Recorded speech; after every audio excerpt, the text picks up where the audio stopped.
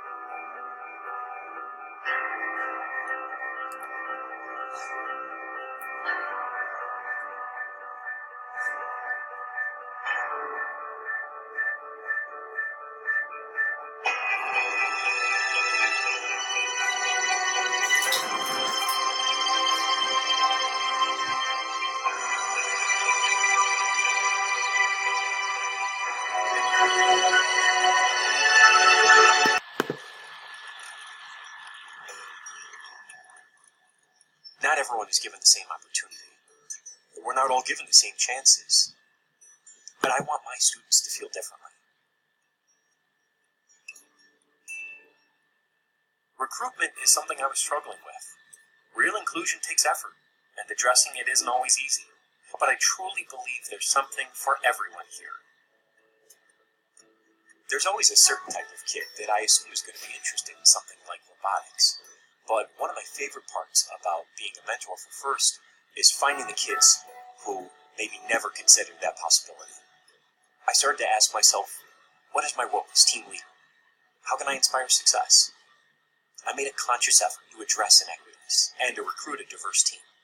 And FIRST gave me the tools and the training to point me in the right direction.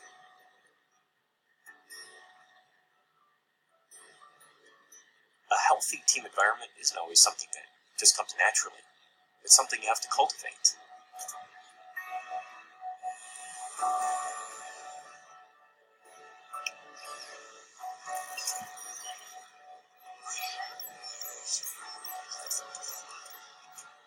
When I started thinking more about how we can come together as a team, so did they. And the more things started to fall into place. There's these moments where you see an idea or a concept just click and really come into focus. I'll never forget when our first prototype came together.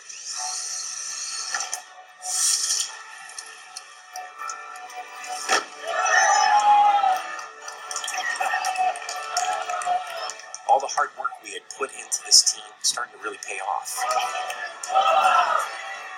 You know, we always tell the kids that FIRST is about more than robots. It's something we want them to understand. But what I realized is, as teachers and mentors, it's something that we need to understand too.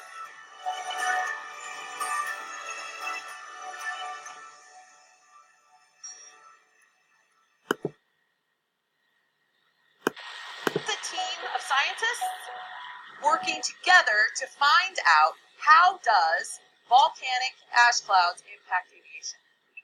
Research shows that from middle school on, girls are much less likely to show an interest in studying STEM subjects than boys. Today, only 23% of STEM-related careers are held by women. So what's holding girls back from an interest in STEM?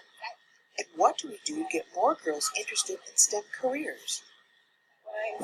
To answer this, 4th through 8th grade teachers in Southwest Washington are participating in Empower Girls to learn instructional practices that support female students in STEM. One of the roadblocks students can face is a fear they're not smart enough for STEM studies. Empower Girls embraces the concept of positive growth mindset to counter it. It's been pretty powerful being a teacher in mathematics when the student mess up. I was like, well, you don't get it yet.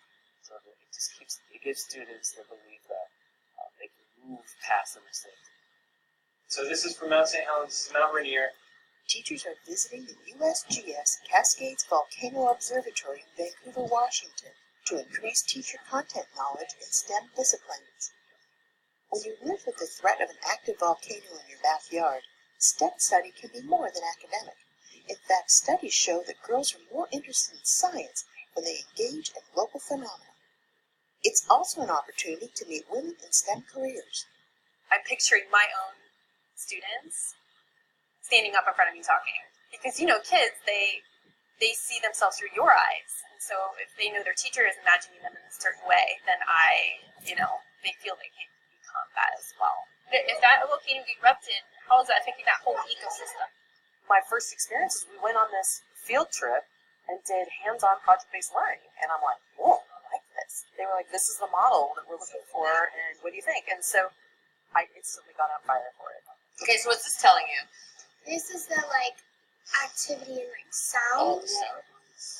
I love science. Programming. I enjoy that.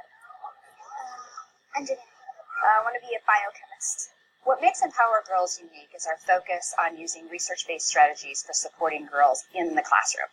So our teachers select one of these strategies and they conduct their own action research around it. So it could be growth mindset or visual spatial skills. But what's most important is that they're able to directly measure the outcome for students. And this is where we see the most change and the most gains in our students. Kids spend the most time in the classroom with their teachers, so we really want our teachers to be well-versed in making sure that that environment is safe and that all girls can participate in STEM equitably.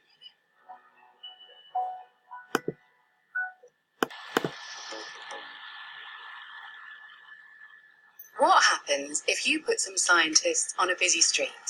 People who don't usually think about science get to hear about it firsthand. From scientists who don't have shaggy beards and odd-matching shoes, but who do know how to share their passion for experimentation, discovery, and innovation. Just some of the world's top women in science, a couple of silly props, a dash of summer showers, and lots of unsuspecting passers-by. Developed in London, Soapbox Science builds on the tradition of public speaking at Speaker's Corner in Hyde Park, where people used to stand on wooden crates to share their ideas. We promote women scientists by transforming public areas into a space for learning and scientific debate by mimicking that format. Over the centuries, female researchers have had to work as volunteer faculty members, seen credit for significant discoveries they've made assigned to male colleagues, and been left out of textbooks. Even today, when women do graduate from scientific fields of study, they're much less likely than men to work professionally in these fields. Soapbox Science wants to change that. Our events have reached more than 140,000 members of the public and promoted more than 1,000 women scientists working in several different fields. Have you ever wondered, why do we all look different? Do animals have social lives, and does it matter? And how many ways can you make a star explode? Come and listen to the best scientists in the world at your hometown by checking our event calendar.